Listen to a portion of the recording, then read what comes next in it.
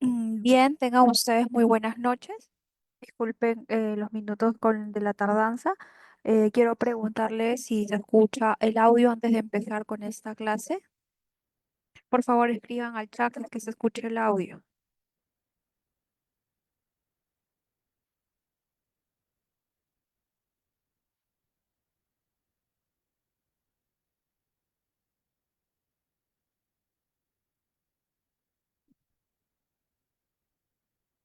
Ya, ok, vamos a empezar.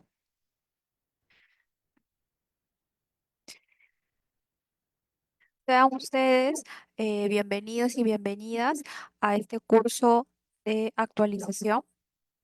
Agradecerles a cada uno de ustedes por su asistencia y a la institución el día de hoy por la invitación a este curso llamado Atención, Prevención y Tratamiento del Dengue, un tema de vital importancia hoy en día. Como vemos en las noticias, ¿no? La cifra de muerte por dengue en el Perú llega a 242 en lo que va del 2024, perdón, según pues el Ministerio de Salud, y en las últimas semanas epidemiológica se ha registrado pues alrededor de 104 casos confirmados de dengue.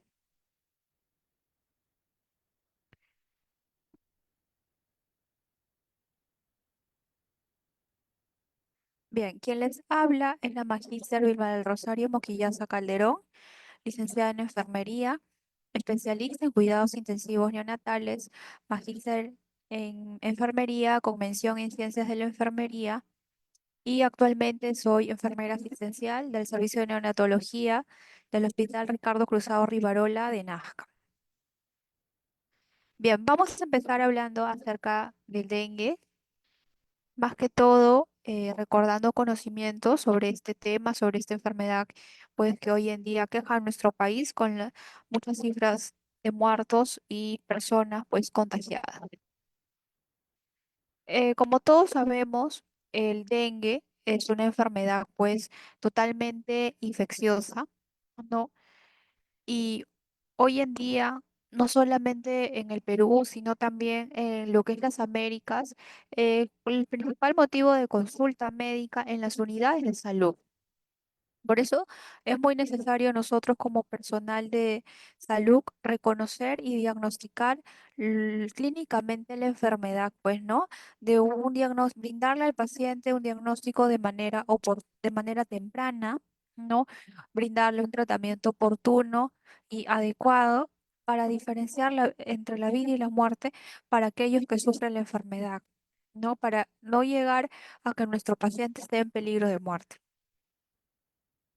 Por este motivo, es necesario que nosotros, el personal de salud que está a cargo de la atención de estos pacientes, que sabemos que tienen sospechas de dengue, pues estemos totalmente capacitados, totalmente sensibilizados en el manejo, pues, de estos pacientes, ¿no? Que tienen signos de alarma o aquellos que no tienen signos de alarma.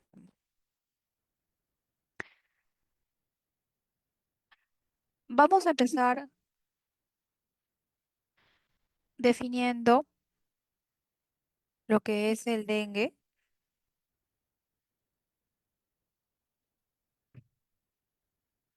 Nos dice que es una enfermedad que su presentación clínica, su cuadro clínico es pues muy amplio porque va de formas asintomáticas y clínicas, ¿no? Hay cuadros, pues el dengue ya más grave, que tiene compromiso vascular, no afecta a órganos, afecta a los sistemas y que están pues asociados a la mortalidad. En pocas horas el paciente pues llega a fallecer cuando tiene un cuadro muy grave donde ya hay un compromiso de órganos y sistemas, un compromiso cardíaco, pues, ¿no? Por eso debe de ser vista el dengue como una enfermedad que puede evolucionar de múltiples formas. Si recordamos, las formas más graves que destacan son las que produce pues el dengue, los que se destacan es la hepatitis, la insuficiencia hepática, la encefalopatía, miocarditis y las hemorragias severas, nefritis y por último lleva a la víctima o al paciente a que se produzca un choque, ¿no? Entre las formas graves que se destaca, el dengue puede producir todas esas patologías hasta llevar al choque a la víctima y posteriormente a la muerte. Si no se da, pues, un manejo oportuno, un diagnóstico oportuno.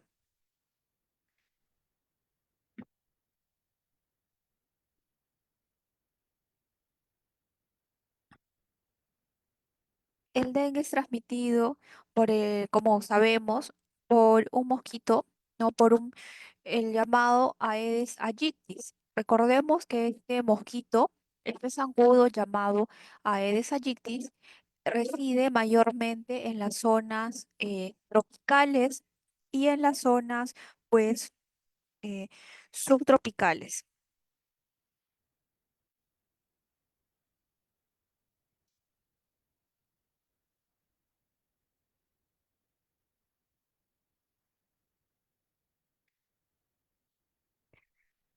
Este Aedes aegypti también recibe eh, varios nombres.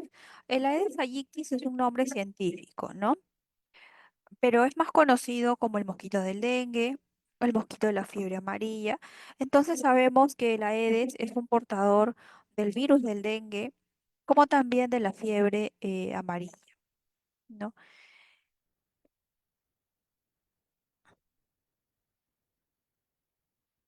Podemos reconocer a este mosquito como porque tiene distintas marcas blancas, aunque sus diferencias en comparación con otros mosquitos es ligera, ¿no? Recordemos que estos mosquitos son más activos durante el día que en la noche, ¿no? Son mosquitos totalmente originarios de África y hoy hallados mayormente en las zonas tropicales y subtropicales a nivel mundial. No, en América se presenta pues desde los estados del sur de los Estados Unidos hasta el centro de países como Argentina, de países, en este caso, eh, como Uruguay, ¿no? Por sus marcas blanquecinas también, en el país de Venezuela también adopta otro nombre como el zancudo de patas blancas.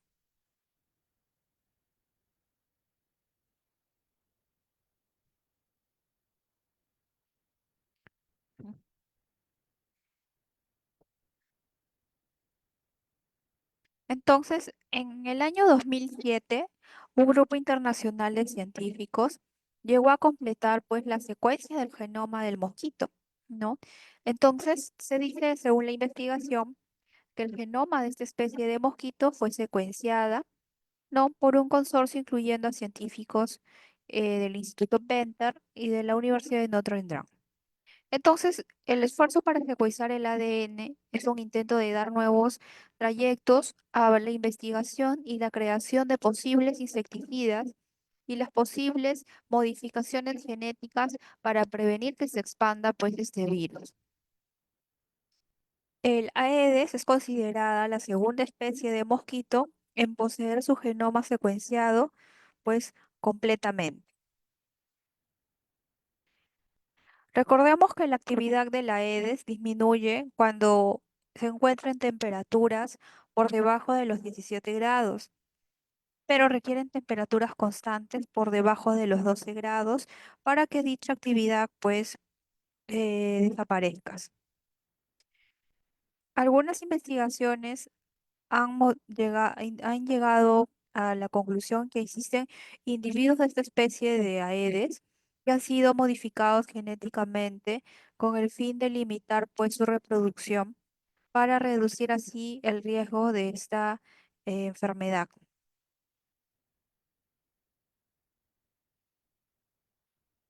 Entonces, esta modificación genética va a consistir en que existe pues una introducción del gen limitante que impide que sobreviva pues la descendencia de este Aedes. Se liberan los machos modificados que no pican ni diseminan la enfermedad para que así se logren aparear las hembras que son las transmisoras del dengue. La descendencia de este apareamiento va a heredar el gen modificado y muere antes de que pueda reproducirse. Y para reproducir los mosquitos modificados, se logra inhibir el gen limitante utilizando un antídoto. En la instalación donde se producen los mosquitos, permitiendo así una reproducción pues natural.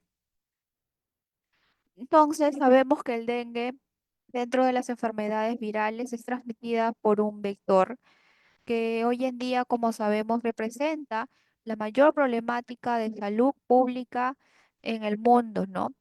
Si vemos en el gráfico para los años para el año 2000, la distribución muy marcada del dengue en el mundo, pues vamos a darnos cuenta que existen grandes extensiones de nuestro continente que son zonas tropicales y subtropicales.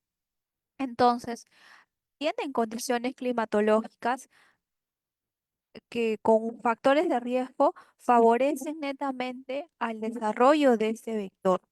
Ese clima tropical, ese clima subtropical va a favorecer al desarrollo de este vector, ¿no?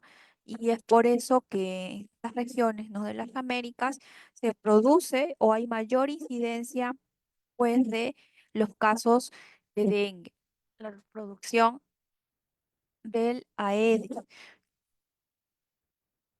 debido al clima que favorece, pues, las condiciones para que se pueda desarrollar este mosquito.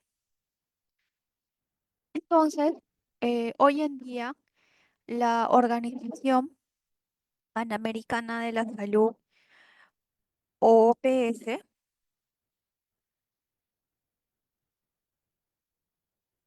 considera hoy en día al dengue como el mayor problema de salud pública en las Américas después del SIDA. Es decir, lo coloca en segundo lugar como un mayor problema de salud pública. Entonces, según estudios de la Organización Panamericana de la Salud, nos dice que cerca de 500 millones de personas en las Américas están actualmente en riesgo de contraer dengue, ¿no? Hoy en día existen pues cuatro serotipos de dengue. Dengue tipo 1, dengue tipo 2, dengue tipo 3 y dengue tipo 4, que circulan a lo largo de las Américas y en algunos casos de forma simultánea, ¿no?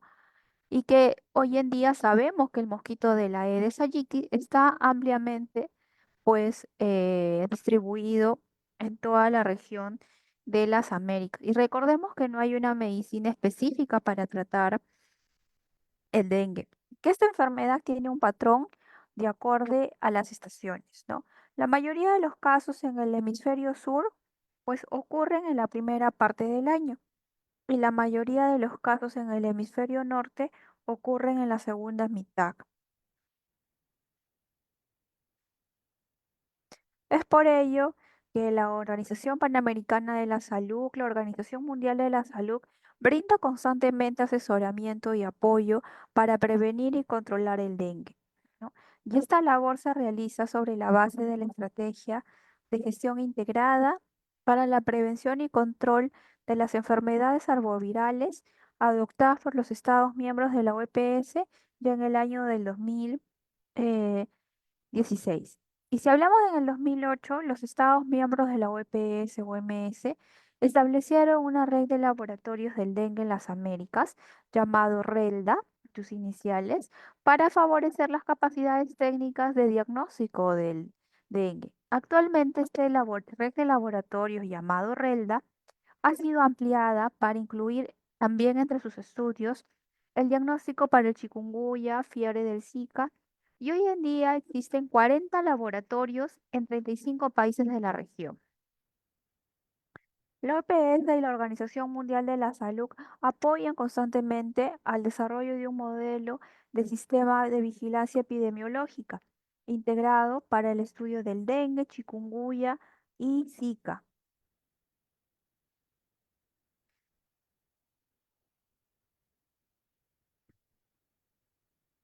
Entonces, como les venía diciendo, según la Organización Mundial de la Salud, pues sabemos también que actualmente existen eh, cuatro serotipos del dengue: dengue tipo 1, dengue tipo 2, dengue tipo 3 y dengue tipo Cuatro, ¿no? El país de Venezuela, pues sabemos que forma parte de los países andinos y hay una subregión constituida por Bolivia, Colombia, Ecuador y Perú, ¿no? Y en Colombia, Perú y Venezuela se han detectado los cuatro serotipos de este virus, ¿no? Como sabemos, el dengue es una enfermedad que tiene un amplio campo, una amplia cantidad de manifestaciones clínicas que pues su evolución es impredecible, ¿no? No sabremos si el paciente va a mejorar o no va a tener una buena evolución como queremos.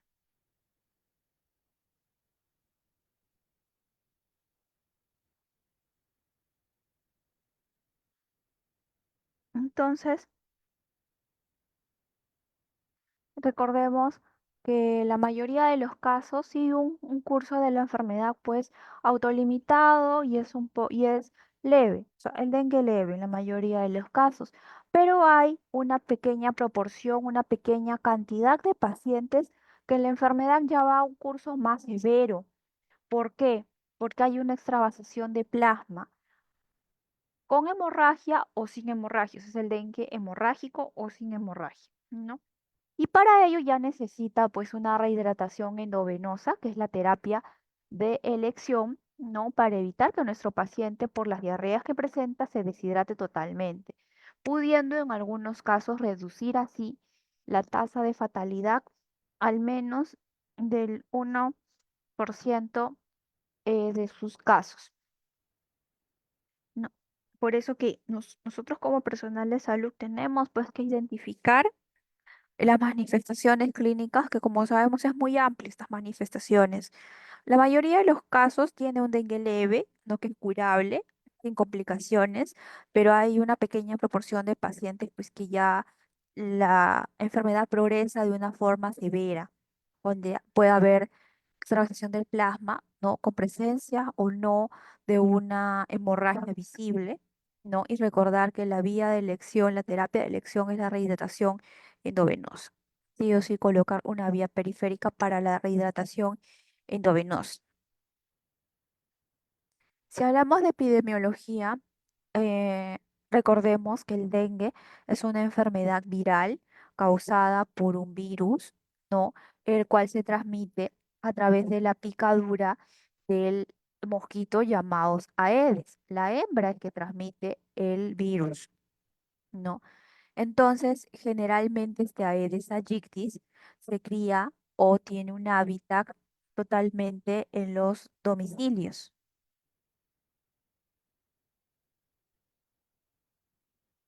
Ah, no, entonces, por lo que sabemos que básicamente la transmisión es doméstica, ¿no? Entonces, como vemos en la imagen, este es el Aedes aegypti. La hembra es que produce el contagio por dengue, ¿no?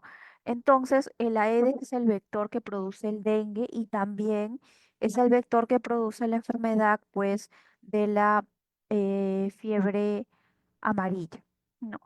El dengue también es conocido como la fiebre de Dandy, la fiebre de los 7 días o la fiebre, pues, rompehuesos, porque las pacientes que han tenido dengue en algún momento manifiestan, pues, intenso dolor de los huesos. Entonces, el Aedes aegypti como vector secundario se encuentra también el vector Aedes albopictus, ampliamente distribuido en Asia y en el Pacífico. No, pero el Aedes aegypti es el vector principal, ¿no? Causante del dengue y causante, pues, de la fiebre amarilla. No, perdón, la fiebre de Dandy.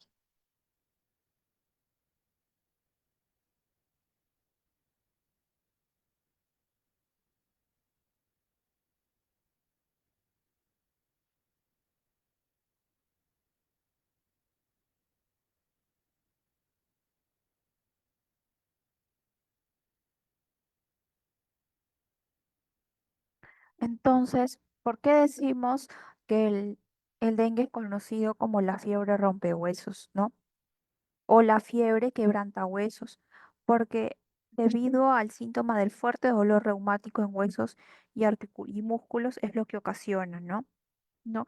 Porque aunque sabemos en realidad, pues, ¿no? Que la fiebre no va a romper ningún hueso, pero es lo que manifiesta el paciente, que debido al síntoma del fuerte dolor reumático en huesos y músculos, ellos sienten eso, que se rompen sus huesos.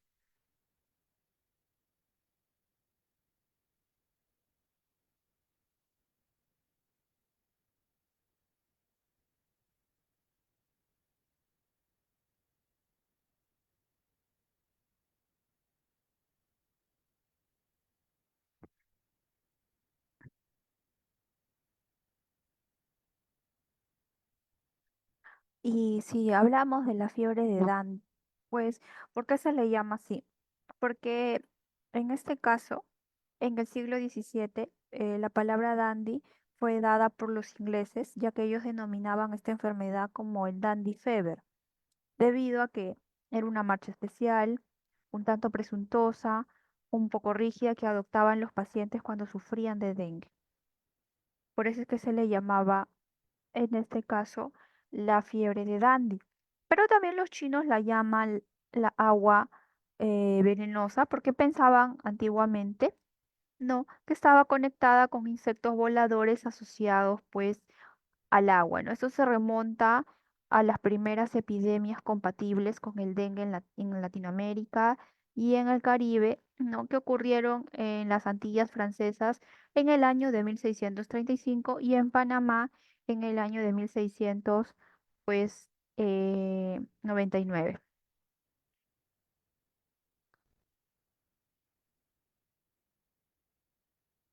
Entonces, el virus del dengue pertenece a la familia del Flaviviridae, ¿no? Y como les dije, existen variantes, serotipos, el serotipo 1, el serotipo 2, el serotipo 3. Entonces, la inmunidad es serotipo específica, por lo que la infección es con un serotipo, pues, determinado, ¿no? Entonces, si hablamos de la partícula viral del dengue, si podemos describirla,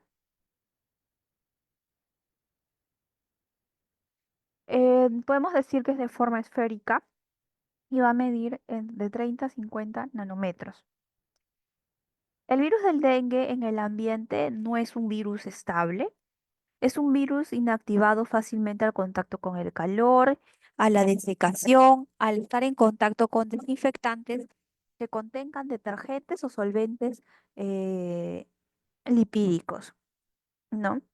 Entonces, si hablamos de la partícula viral que, como les dije, mide de 30 a 50 nanómetros aproximadamente, pues esta partícula en su estructura también está conformada por una membrana lipídica obtenida de las células del huésped, las cuales se insertan sobre las proteínas de la membrana y sobre la envoltura.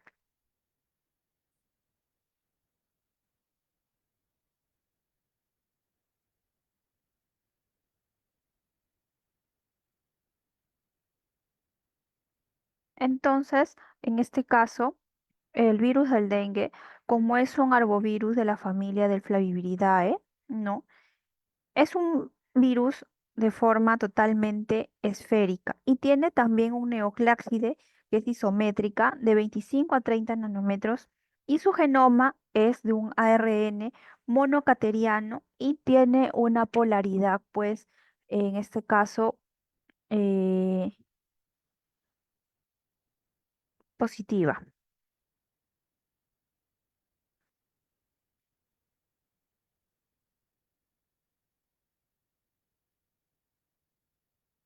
Y si hablamos de las características, en este caso, del vector, ¿no?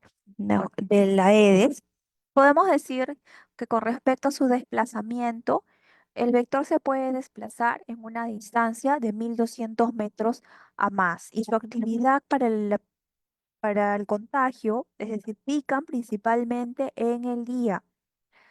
La hembra generalmente, que es la que contagia, va a depositar aproximadamente 140 huevos durante una ovoposición. Entonces, puede haber dos a más oposiciones, replicando pues más de 140 huevos aproximadamente, pues la hembra, ¿no? Entonces, como les dije, la hembra es el vector, transmite el virus en un periodo de 8 a 10 de 8, perdón, a 12 días de incubación, ¿no? Estas son las características más todo del vector, que tiene una alta capacidad, pues, ¿no? Porque de desplazamiento de 1.200 metros a más. Recordar que su principal actividad en contagio es en el día que en la noche y que la hembra es el vector que transmite el virus.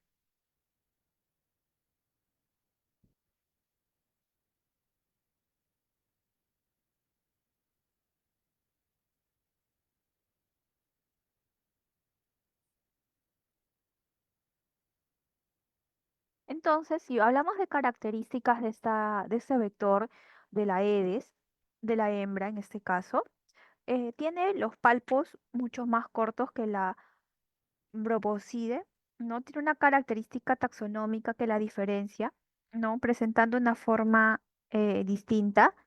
En este caso, tiene setas post-espiraculares y escamas en el paratérgico, aunque no en todos. Es un mosquito que, como vemos acá en la imagen, más que todo tiene una coloración café o café oscura. En la parte dorsal del mosquito hay estas escamitas blanquitas, como vemos acá, en forma de una lira, y en las patas presenta, en este caso, mm, bandas blancas, ¿no? Como vemos aquí, las banditas blanquitas, y en el abdomen va a presentar también manchas blancas intercaladas con oscuras. La hembra de por sí es más grande que el macho y tiene bocas y antenas diferentes. Entonces, ¿cómo podemos distinguir, no, al mosquito macho y hembra? Las características son muy visibles, ya que en este caso las hembras tienen antenas delgadas y lisas y las antenas en los machos son más, en este caso, plumosas, ¿no? Y este vector es silencioso y no zumba como un mosquito, pues, común, ¿no?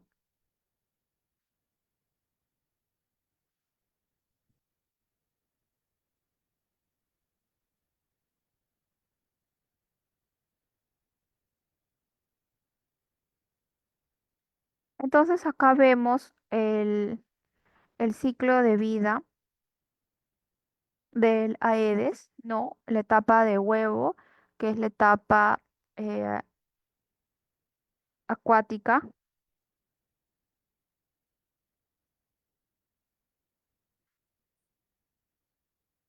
la etapa, en este caso, larva, que sigue siendo una etapa acuática, la pupa, que es la etapa acuática también, y el adulto, que es la etapa eh, aérea.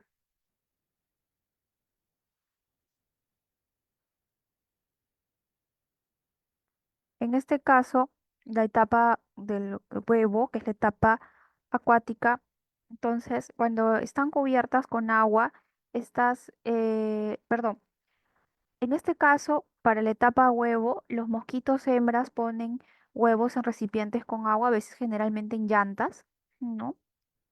Luego, en este caso, cuando estos huevos están cubiertos en el agua, las larvas empiezan a salir de los huevos en pocos días o en algunos meses.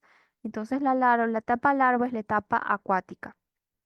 Y la etapa pupa, que es la etapa acuática, es donde las larvas viven en el agua y se transforman en pupas, en lo que vemos aquí, y es una etapa que va a durar pues 5 días. Y ya la etapa, recordemos que la pupa vive alrededor de 2 a 3 días y luego ya se convierten en adulto. Este es el ciclo de vida de la Aedes. Y en verano, por el mismo clima que favorece pues el ciclo de vida de la Aedes, va a durar a completarlo en 7 días. Más rápido completa por lo mismo que el clima tropical va a favorecer al inicio de este ciclo de vida para acelerarlo. Entonces, como les digo, el hábitat más común del Aedes es las gomerías, los lugares oscuros, dependencias donde hay charcos de agua, ¿no? Cementerios donde encuentran los floreros con agua. A ellos les gustan los lugares oscuros, los lugares con agua. Es ahí donde la hembra pues va a depositar sus huevos y se va a producir el ciclo de vida del Aedes. No, vuela alrededor de 1200 metros, ¿no? Y generalmente el contagio es en los hogares, porque en los hogares encontramos generalmente lugares oscuros, puede haber llantas, floreros, baldes con agua, ¿no? O también en el cementerio, pero recordemos que generalmente el contagio se da en el hogar.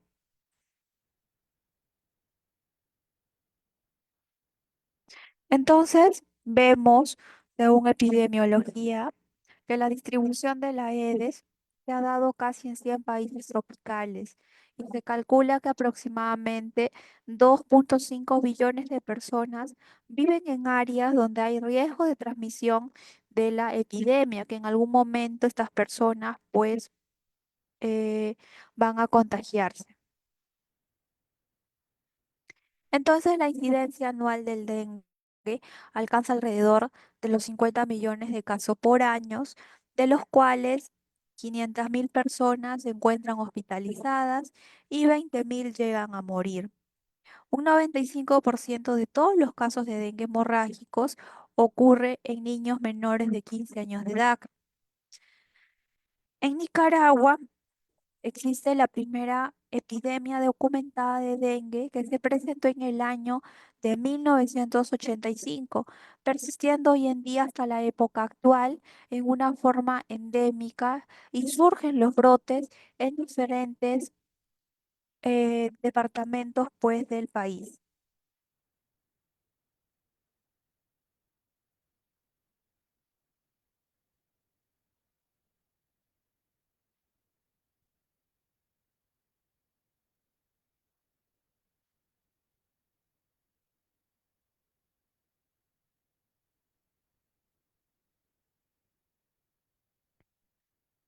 Entonces, la primera epidemia de dengue se llega a registrar no en las Américas.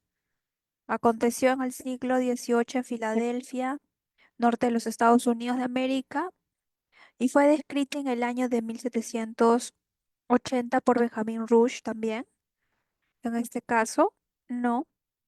Y se conoce que clínicamente el dengue existe hace más de 200 años,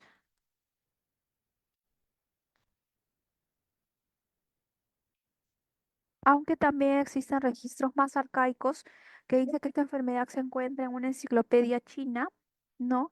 Publicada en la dinastía Jin, 265 a 420 después de Cristo. Y en el Perú, si hablamos de nuestro país, se registra desde 1990 en la ciudad de Iquitos el primer brote epidémico de dengue. Y es ahí donde la enfermedad se llegó a propagar a 10 departamentos del país. Y existe amenaza constante de afectar, pues, en este caso, nuevos lugares.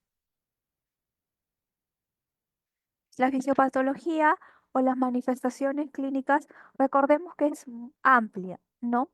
Y a veces no es, y el pronóstico de estas manifestaciones o evolución de estas manifestaciones a veces es sorpresivo. No sabemos si el paciente llega a mejorar o puede complicarse y llevar, en este caso, a la muerte.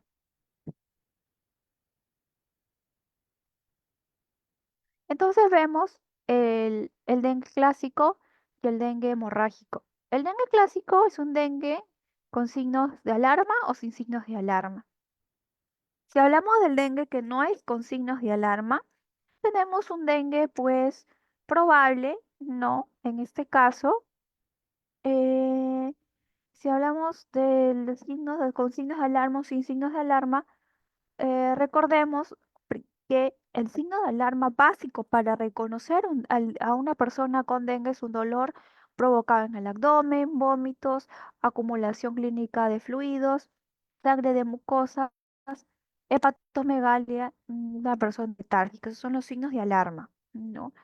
Y un dengue probable, en este caso, que es una persona que ha viajado a áreas endémicas de dengue y tiene fiebre y tiene náuseas, vómitos, rash, mialgias. No son los síntomas más comunes para identificar a una persona con dengue, ¿no? Fiebre, náuseas, vómitos, rash, mialgias, artralgias.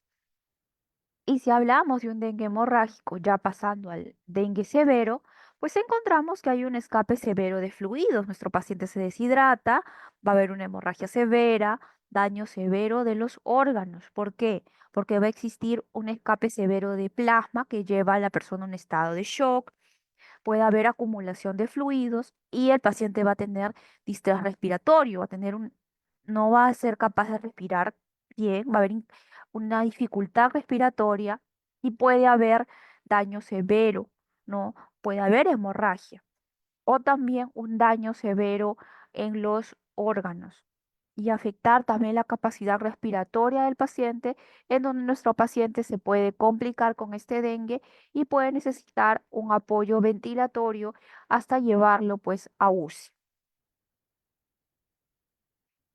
La evolución de la enfermedad, no, como es, se divide en etapas, la fase febril, la fase crítica y la fase de recuperación, ¿no?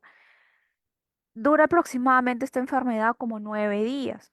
En fase febril, cuadros de fiebre muy marcada hasta 40 grados, puede haber deshidratación. En este caso, no se verifica con exámenes de laboratorio, un hematocrito. La fase crítica, el paciente puede desarrollar hemorragia, puede haber falla de órganos. En la fase de recuperación, el paciente pues recupera, ¿no? La pérdida de líquidos, aumento ya progresivo de las plaquetas. En este caso, se le puede tomar un examen de inmunoglobulina G, inmunoglobulina M, para ver cómo vamos con la evolución pues de la enfermedad. Como les dije, los síntomas básicos, los clásicos para identificar dengue es fiebre alta, llega hasta 40, dolor intenso de cabeza en la sien, principalmente es el dolor, dolor en los músculos, dolor en las articulaciones, por eso,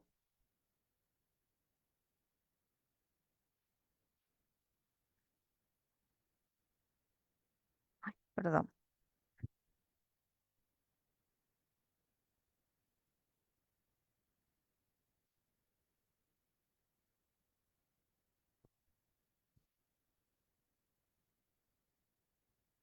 Bueno, por eso es que le llaman pues la fiebre rompehuesos, no por el dolor intenso que siente la persona en los músculos, en las articulaciones, dolor detrás de los ojos, fatiga, no, erupciones, el rash, que es ya más que todo en la última fase de recuperación es donde está el rash.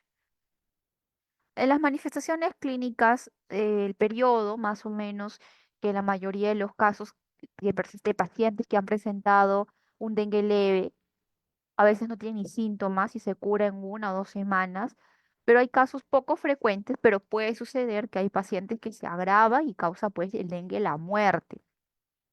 Los síntomas aparecen entre 4 y 10 días después que la persona se ha contagiado, es el periodo de incubación de 4 a 10 días y duran de 2 a 7 días el periodo. Y como les digo, no, el dengue es una enfermedad, una infección sistémica. Tiene una amplia variación de manifestaciones clínicas. Pueden ser manifestaciones clínicas que son severas y manifestaciones clínicas pues que no son severas. Y luego de este periodo de incubación, la enfermedad ya empieza de una manera abrupta. Viene ya las 3 fases clínicas, la fase febril, la fase crítica y la fase de recuperación. Esas 3 fases ya se empiezan pues a desarrollarse progresivamente. No, y si hablamos de la fase clínica del dengue, en este caso está la fase febril, donde va a haber deshidratación, por lo mismo de los vómitos que presenta el paciente, fiebre alta que puede llegar hasta 40 grados, puede ocasionar, en este caso, desórdenes neurológicos o en caso de niños que ya están contagiados con dengue, llegar a unas convulsiones febriles debido al alto cuadro febril, ¿no? Llegar hasta 40. La fase crítica es un estado de shock. La persona entra en un estado de shock por extravasación del plasma. Puede haber hemorragias severas, daños a órganos diana, a órganos hígado, riñón, ¿no? Puede haber insuficiencia respiratoria, incluso distrés respiratorio. El paciente puede necesitar, como les digo, un apoyo ventilatorio y terminar en UCI. La fase de recuperación es donde ya el paciente pues recupera los líquidos que ha perdido mediante una vía endovenosa, mediante fluidoterapia. No, en este caso, entonces va a recuperar esos fluidos que ha perdido, ¿no? En este periodo. Entonces, a pesar de que el dengue es una enfermedad con manifestaciones clínicas muy amplias, muy complejas, el manejo, si sabemos realmente cómo hacerlo, se nos va a hacer sencillo, de un bajo costo para nuestro paciente y muy eficaz en la reducción de la mortalidad, siempre y cuando sea instituido, siempre y cuando sea realizado de una manera correcta, a corto plazo y sin demoras. O sea, que el manejo, la detección, el diagnóstico y el tratamiento de nuestro paciente sea pues a tiempo. Entonces, la clave principal es saber el reconocer y el diagnosticar a tiempo la enfermedad y comprender los posibles problemas clínicos o complicaciones que se puedan presentar durante las diferentes fases de la enfermedad, ¿no? La fase febril, la recuperación. No, el triaje, que es la selección de los pacientes, y la toma de decisiones son críticas, son vitales, porque de eso determina cómo se va a dar una evolución de esta enfermedad. Si va a ser una evolución favorable, sin complicaciones, o una evolución donde el paciente pues se complica y puede llevarlo eh, hasta la muerte.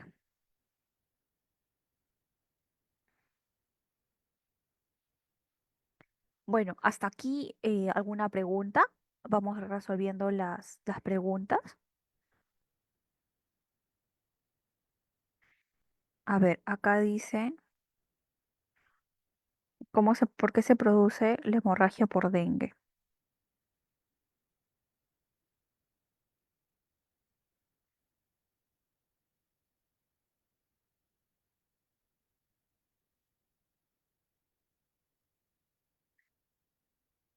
Bueno, la hemorragia por dengue se produce, en este caso, porque es el producto de lesiones en el endotelio vascular, de la trombocitopenia, de la disfunción de las plaquetas y también hay alteraciones de los factores, en este caso, de lo en este caso de la coagulación. Entonces, como hay alteración de los factores de coagulación, lesiones en el endotelio, así es como se produce pues la hemorragia o la extravasación en este caso.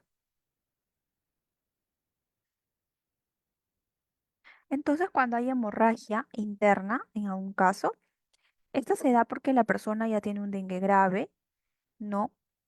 Y ocurre el sangrado porque los vasos sanguíneos se dañan, ya hay fuga, mejor dicho, pues de sangre, y entonces se da la hemorragia. Y es por eso que ahí es donde bajan nuestras plaquetas en el torrente sanguíneo. No. Otra pregunta que dice, ¿el virus del dengue llega a presentar mutaciones en un paciente con, con síntomas? Bueno, se dice que si la persona eh, ha- se ha contagiado del dengue tipo 1, puede adquirir los siguientes serotipos, nunca el mismo serotipo, cuando se infecta por segunda vez, tercera vez. Sí, existen cuatro serotipos de dengue, tipo 1, tipo 2, tipo 3, tipo 4. Sí, es cierto, existen cuatro serotipos de dengue. ¿Alguna otra pregunta más?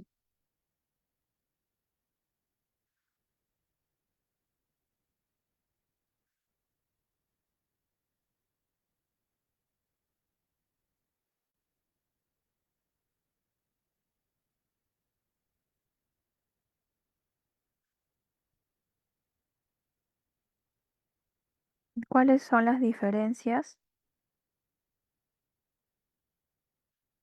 entre los tipos de dengue?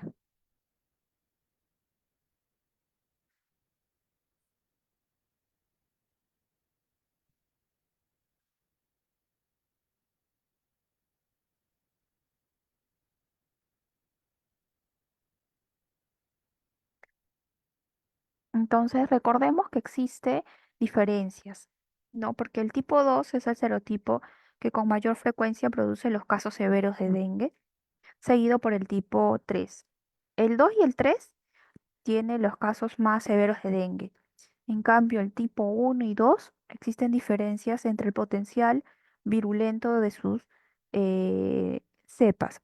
Y el tipo 2 y 3 son subtipos, los cuales son los que producen los casos este, más severos.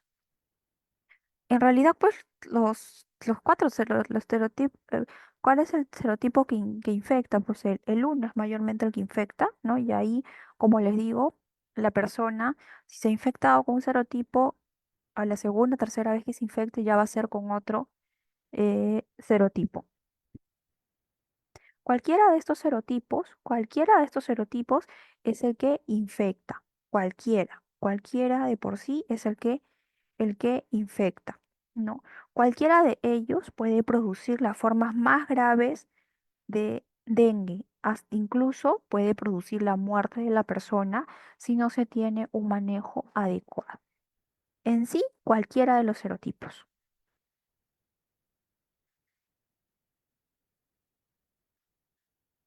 En este caso, si mi paciente ya tuvo dengue, en su siguiente contagio presentará otro serotipo, bueno, sí, ¿no? Entonces, y su sintomatología sería más favorable dependiendo el manejo que tenga. Dependiendo del manejo que tenga, si hay un diagnóstico oportuno, un tratamiento oportuno, su diagnóstico puede ser favorable. Porque como les dije, el dengue tiene múltiples manifestaciones clínicas de muy amplio aspecto, muy amplio campo. Entonces, no sabemos exactamente cómo va a ser el curso de esta enfermedad, si el paciente va a tener una buena evolución o no. No. ¿En dónde se producen mayormente las hemorragias? En este caso, ¿no? Hemorragias internas más que todo se produce por el dengue. Por lo mismo que es el producto de lesiones en el endotelio, disminución pues de las plaquetas y como les dije, los factores de coagulación están totalmente alterados. Por eso es que se producen mayormente a veces las hemorragias internas, ¿no?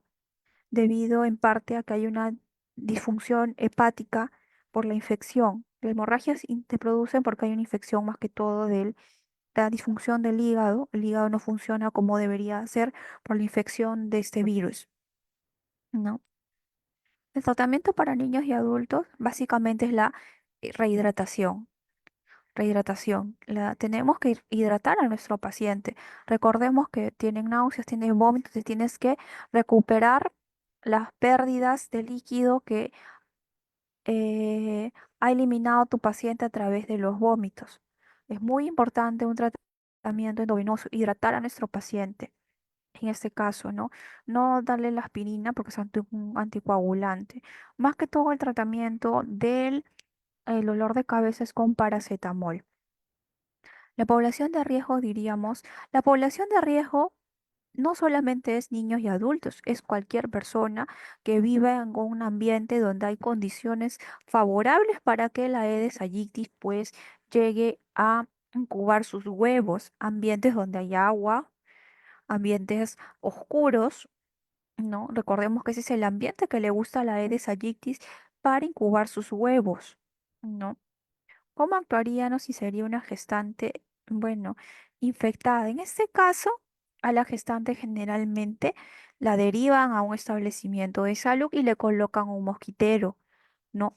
Recordemos que si ella le pica un zancudo sano y este zancudo sano se infecta, ¿no? Con la sangre contaminada de la paciente que ya tiene Aedes, que ya tiene el dengue, perdón, este zancudo va a contagiar a las demás personas. Por eso es que le colocan un mosquitero. Y bueno, el manejo generalmente es casi igual que un adulto, un niño. ¿No? La colocación del mosquitero, rehidratación, evaluación de signos de alarma, ¿no? Es muy importante evaluar, ¿no?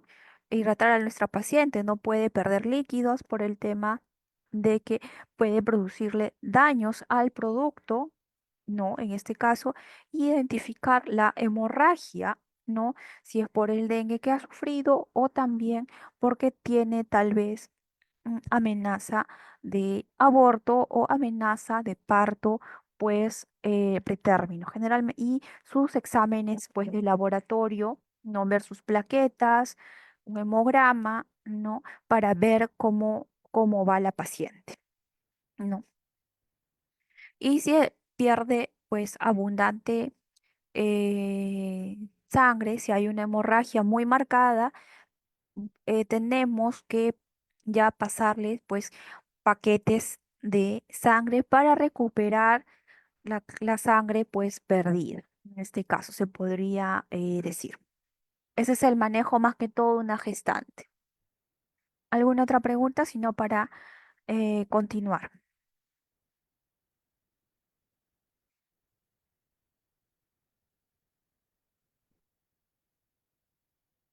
Bueno, vamos a continuar. Bueno, como les dije, en este caso, enfermedad del dengue es una enfermedad que tiene múltiples manifestaciones clínicas y está en nosotros tener un manejo, el manejo generalmente sencillo, de bajo costo y muy eficaz. Entonces, este cuadro generalmente cuando es un dengue hemorrágico hay pulso débil y acelerado, disminución de la presión del pulso, aumento de la presión arterial, desvanecimiento, respiración difícil, extremidades húmedas y frías, ¿no? El tronco, suele estar caliente, hay palidez, hay inquietud generalizada, insomnio, dolor de estómago intenso y continuo, vómitos frecuentes, cianosis, que es la coloración azulada, en boca, hemorragias, por el tema de que hay insuficiencia respiratoria ahí, ¿no? Hemorragias nasales o bucales o gingivales y quimosis. Esto es cuando hay un síndrome de choque por dengue. Así podemos identificar que nuestro paciente está totalmente, en este caso, chocado.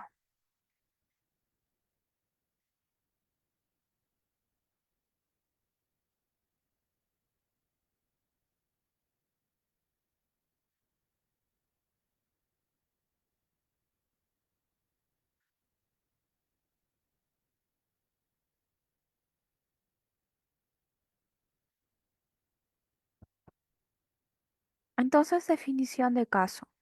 Entonces, vemos en este caso, por ejemplo, de la gestante, ¿no? Cómo se contagia, que fue una de las preguntas, ¿no? Cómo se actúa. Entonces, ahí les mencioné el principal, cómo se contagia. Entonces, el mosquito ingiere virus al alimentarse de sangre. El virus se replica en el intestino y otros órganos del mosquito e infecta las glándulas salivales.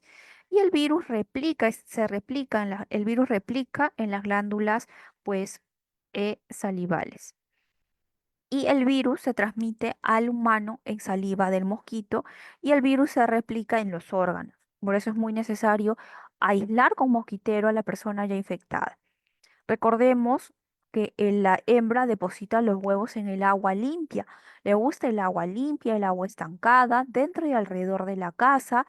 Y en los criaderos los huevos ya completan su ciclo de vida. Se convierten en larvas, pupas y finalmente en un mosquito. Es por ello que los huevos que deposita la hembra en paredes de recipientes pueden permanecer por mucho tiempo. Una vez que toque el agua, empieza ya a desarrollar su ciclo. El virus se localiza y se replica en la segunda persona, ¿no? En órganos principales, como el hígado, ¿no? Por eso la hemorragia se da porque ya hay una inflamación del hígado, nódulos linfáticos locales. Luego se libera de estos tejidos y se difunde por el torrente sanguíneo para infectar los leucocitos tejidos linfáticos, produciendo diversos cuadros, ¿no?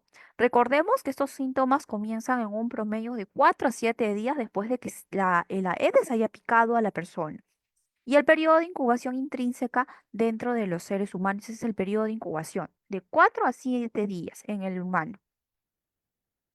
Y el cuadro en lo que es el diagnóstico de laboratorio tiene como fin diagnosticar la enfermedad, identificar los serotipos que tiene la persona, los niveles de transmisión de la infección que se encuentran en las encuestas cero epidemiológicas, la inmunoglobulina G, la inmunoglobulina M, ¿no? Es muy importante el cuadro clínico, la notificación epidemiológica del caso, el aislamiento del virus a partir de una muestra de sangre tomada, la serología, cuando hay aumento de la inmunoglobulina G por lo menos 4 veces en 2 muestras de suero extraído y 15 a 20 días después, la inmunoglobulina M específica reactiva en una muestra de suero obtenida después de los 7 días de la enfermedad. Los criterios para hospitalizar a una persona es cuando tiene un dengue clásico o en la fase uno, cuando tiene con prueba de torniquete positivo, paciente de alto riesgo, cuando son niños menores de 5 años, un enfermo crónico o una persona hemodinámicamente inestable, ¿no? En este caso. El hemograma en sangre, ¿qué es lo que evalúa? Los niveles, si hay leucopenia, que se presenta durante la fase crítica del dengue, principalmente en el tercer y quinto día del desarrollo de la enfermedad, la trombocitopenia o plaquetopenia, que se acentúa, es muy marcada en el cuarto y sexto día de la enfermedad, y no es necesario asociarlo con los sangrados. Aunque la trombocitopenia no es considerada un signo de alarma, constituye un marcador de la evolución de la enfermedad y también hay el aumento del hematocrito, ¿no? Que es muy importante ver. En las pruebas de coagulación evaluamos los tiempos de protrombina y parcial del tromboplastina. Es parte del síndrome de coagulación intravascular diseminada como complicación del choque tardío tratado. Pueden indicar además el grado de injuria a nivel hepático o una falta de vitamina K. En las pruebas serológicas, como les mencioné, la inmunoglobulina M indica a partir del sexto día de la enfermedad y puede mantenerse positiva hasta los 2 meses. La inmunoglobulina G que se indica a partir del 14º día de inicio de la enfermedad y puede ser detectable desde el primer día de la infección secundaria. La inmunoglobulina G y la inmunoglobulina M positiva indican una infección secundaria. En cambio, si hay una inmunoglobulina M y una inmunoglobulina G primaria, indica infección primaria. En el tratamiento es un tratamiento sintomático, ¿no? Tratar solamente los síntomas. No existe actualmente una vacuna. Hay estudios para que pueda haber una vacuna hoy en día, no inversión de millones de dólares de la OPS y la OMS actualmente. No hay un retroviral específico, no hay medicamento específico que pueda tratar el dengue. En la etapa febril hay fiebre, dolor de cabeza, mialgias, dolor abdominal. Y el tratamiento es ambulatorio, el uso de analgésicos como el paracetamol, una buena hidratación, sales de rehidratación oral o cloruro en vía endovenosa, en este caso y la explicación a los familiares para una buena observación. En la fase crítica que se desarrolla del tercer al quinto día en niños y del tercer al sexto día en adultos, hay una evolución pues satisfactoria, es el mismo tratamiento. En las hemorragias en caso hay epetequias, gingivorragias, ¿no? Hemorragias abundantes. El tratamiento local es compresivo. La hospitalización es para transfundir en algunos casos. Si el hematocrito y la hemoglobina son normales o elevados, hay concentración de plaquetas. En las colecciones serosas o cuando hay hidrotórax o ascitis, hay pacientes hospitalizados con signos de alarma. Hay vómitos persistentes, dolor abdominal intenso o mantenido, lipotimia, irritabilidad y somnolencia. Se debe administrar una infusión endovenosa de soluciones. La recuperación del paciente ya va a iniciar desde las 48 a 72 horas de la fase crítica y se caracteriza porque hay una reacción gradual de los líquidos, mejoría de su estado general, recuperación del apetito y del estado de ánimo, estabilización hemodinámica y aumento pues de la diuresis. En el dengue asociado a comorbilidades, a condiciones, en este caso especiales, en este caso en embarazadas, es un reposo absoluto, ¿no? Como vemos en la pregunta, una vigilancia hemodinámica materna, monitoreo de signos vitales, de diuresis, evaluación continua, detección de los signos de alarma, hidratación no adecuada. En la fase de recuperación del choque durante la fase clínica se recomienda el uso de lactato de Ringer y el uso de antipiréticos como el acetaminofén o es el paracetamol. Transfusión de hemoderivados si es necesario cuando hay pérdida en este caso, de sangre, ¿no? Evidencia de sangrado activo. Si se debe de realizar una cesárea con plaquetas, menos de 50.000 se debe transfundir plaqueta. En cambio, en caso de una cesárea, ¿no? Cuando la paciente pues ya tiene, entra en contracciones, ya empieza a dilatar, amenaza de parto pretérmino o un RPM que conlleva una cesárea de emergencia. En caso de cesárea se recomiendan anestesia general, ya que la anestesia raquidia no se recomienda porque requiere pues de una punción, ¿no? Se recomienda utilizar la inducción de la madurez pulmonar en caso de cesáreas cuando el niño está con amenaza de parto pretérmino, ¿no? Cuando el niño pues va a nacer antes de las 37 semanas de edad gestacional, que es lo esperado. Entonces se recomienda la madurez pulmonar, la colocación de una dexametasona intramuscular, ¿no? En este caso de 26 a 34 semanas. La ultrasonografía obstétrica, si es necesario un Doppler fetoplacentario. La presencia de signos de alarma cuando hay hemorragias, tienen que hacerse pruebas de bienestar fetal y si son anormales debe de implicar pues una referencia en caso de pacientes que son detectadas en este caso, ¿no? El dengue en pacientes con comorbilidad, cuando son con diabetes mellitus, en este caso el principal factor que cuando el paciente con diabetes se contagia de dengue puede realizar cuadros de cetoacidosis diabéticas y síndrome hiperosmolar, ¿no? Y hay que tener en cuenta que se puede confundir el choque del dengue con una cetoacidosis diabética o estado hiperosmolar no cetósico. Y en estos casos, cuando lo hidratas, a la deshidratación al paciente puede conducir a la acidosis metabólica. El dengue en pacientes con hipertensión arterial. Ahí se suspenden los antihipertensivos, no por ejemplo el captopril que pueda tomar diario, porque presentan manifestaciones de descompensación hemodinámica durante la fase crítica. Los que utilizan bloqueadores beta-adrenérgicos pueden ver agravada la bradicardia que se presenta en el dengue o pacientes enmascararse el efecto este, adrenérgico. En este caso, pacientes con dengue y miocarditis pueden presentar bradicardia. La frecuencia cardíaca no es un parámetro para seguimiento de pacientes con dengue. En pacientes para dar el criterio de alta, para decir que se ha curado, cuando ya no hay fiebre, mejoría del estado clínico, no mejora su estado del apetito, está más estable, no tiene dificultad respiratoria, tendencia al aumento ya del recuento de plaquetas, un nivel de plaquetas normales. En este caso se normaliza sus leucocitos también, su hematocrito es más estable. Organización y reorganización de los servicios de salud.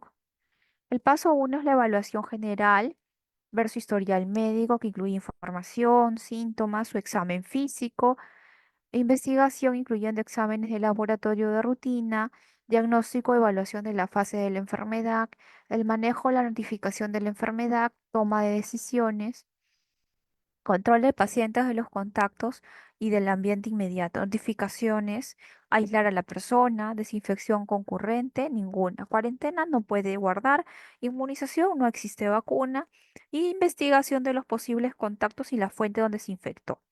Medidas en caso de epidemia. Buscar y destruir especies de Aedes aegypti y viviendas, ya que eliminar totalmente los criaderos o aplicar larvicidas. No, las personas que estén expuestas a la picadura de los vectores. En los métodos de control de dengue que más se aplican en nuestro país es la medida de saneamiento ambiental para reducir los criaderos de mosquitos, tales como el manejo, en este caso, de los envases con agua, por ejemplo, cubiertas cubiertas a prueba de mosquitos para envases de almacenamiento de agua, partículas de polietileno en tanques de agua, abastecimiento de aguas, mejoras de diseños, reciclaje de residuos tales como neumáticos, ¿no? En este caso, todos sabemos que hoy en día se ha activado la Ubiclin, tanto en hospitales del MINSA y ESALUC. La Ubiclin es la unidad de vigilancia clínica, ¿no? Contra el dengue, donde hospitalizamos, pues, a los pacientes. Esta es la nueva medida que ha adoptado el Ministerio de Salud, tanto en MINSA como ESALUC, ¿no? Para el manejo de pacientes con dengue. Y el MINSA también ha adoptado medidas como el control larvario y las fumigaciones, que van casa en casa, no echando larvicidas a los depósitos, alto, tanque bajo, floreros, residuos donde depositen agua, echando larvicidas para prevenir pues la incubación de estos, de que la Aedes puede incubar sus huevos ahí y ocasionar pues el- la propagación de estos Aedes que causan el dengue.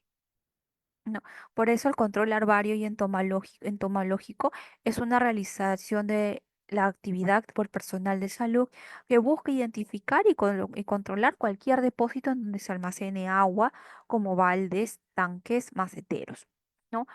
Echan un producto químico llamado larvicida que elimina las larvas del zancudo. El control entomológico es una actividad que se realiza de manera continua para la recolección, tabulación y registro sistemático de información sobre el vector. Cabe resaltar que para la fumigación es necesario cerrar puertas y ventanas, apagar los equipos eléctricos, guardar alimentos, sacar mascotas y despejar las áreas para que el fumigador se pueda desplazar. Estas son las medidas preventivo-promocionales que actualmente tiene el MINSA, junto con las demostraciones informativas, educativas, para concientizar a la persona y enseñarle la forma correcta de lavar, escobillar y tapar sus recipientes para reservar su agua, almacenar su agua de una manera segura y también educarlos para identificar de forma oportuna los síntomas del dengue.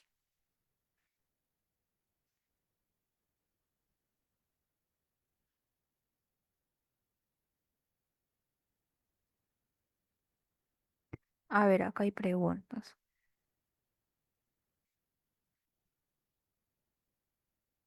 Dice ahí, ¿dónde está? En este caso, dice, ¿cuál es el paciente más propenso al dengue hemorrágico? Más que todos los pacientes que tienen comorbilidades, pues, ¿no? Diabéticos, hipertensos.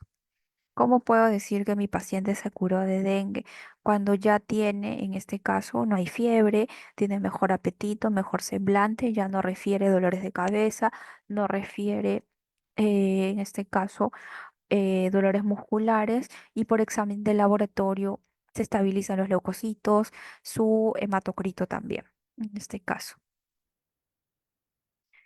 Es más que todo hasta que termine pues la enfermedad, que es alrededor de 7 días, lo podemos aislar, ¿no?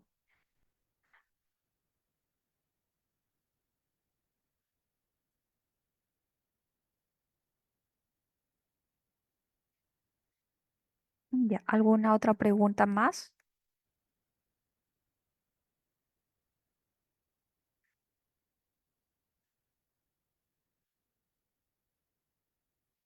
¿Alguna otra pregunta más que desean hacer?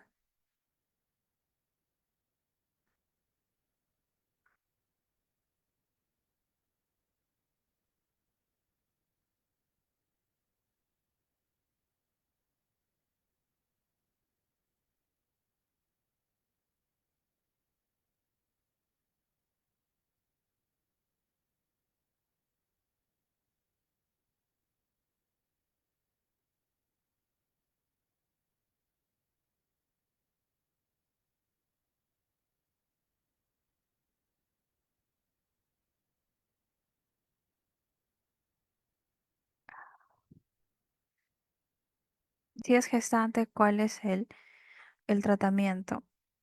Bueno, el tratamiento es como cualquier otra persona, pues hay que aislarla, hay que darle un reposo absoluto.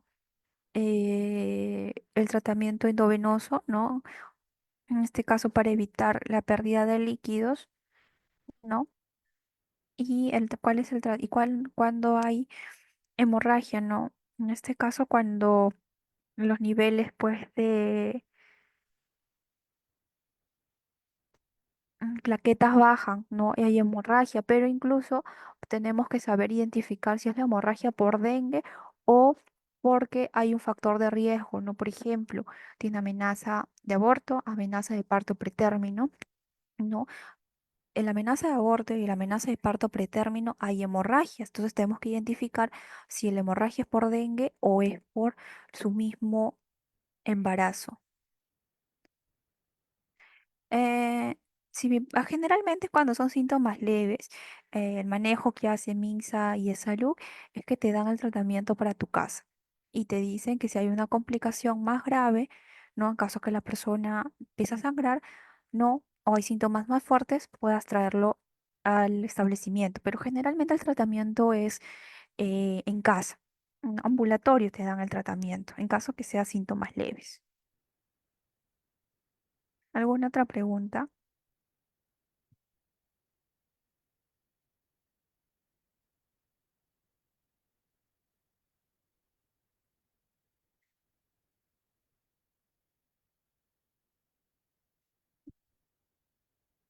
Por el sangrado que hay en las encías, por la nariz, incluso en orina, en heces, por el sangrado que hay. Por eso es que nos damos cuenta si es un dengue hemorrágico. ¿Alguna otra pregunta?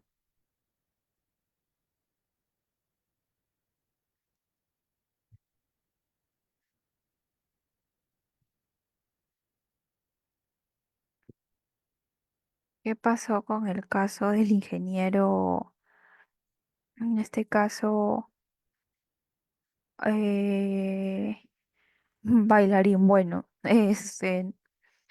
está relacionado con el tema.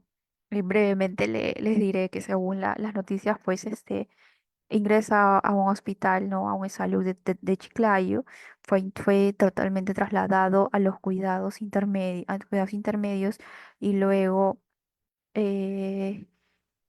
a UCI, ¿no? Se complicó su salud. En este caso, contrajo el dengue fue que lo complicó debido a que se complicó con un problema respiratorio, ¿no? Tuvo el dengue y se complicó con problemas pues respiratorios, por eso es que estaba en UCI, ¿no? El dengue grave, un síntoma más grave es el distrés respiratorio, la dificultad respiratoria, y eso se le complicó al ingeniero bailarín y por eso murió. ¿Alguna otra pregunta?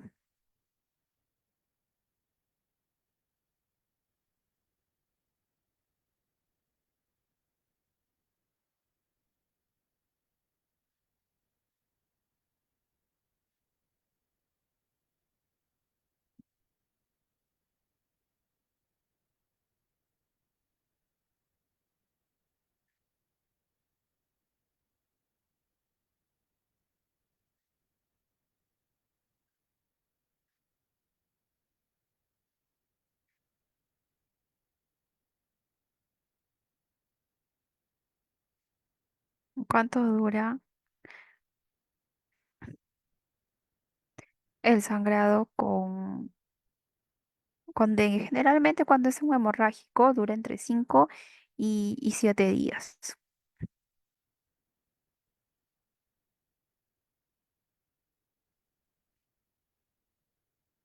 Como les digo, el sangrado es por encías, por nariz, en la orina, en heces, a través de vómitos, ¿no? O también puede existir en los hematomas, que es el sangrado debajo de la piel. Y luego ya sigue pues la dificultad respiratoria.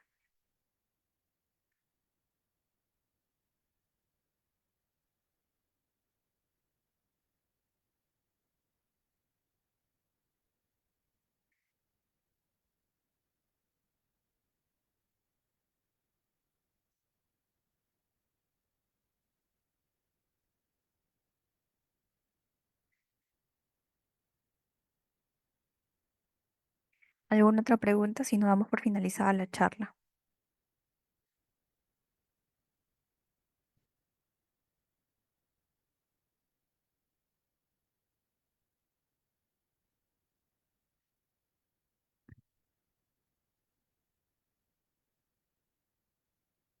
la dificultad respiratoria.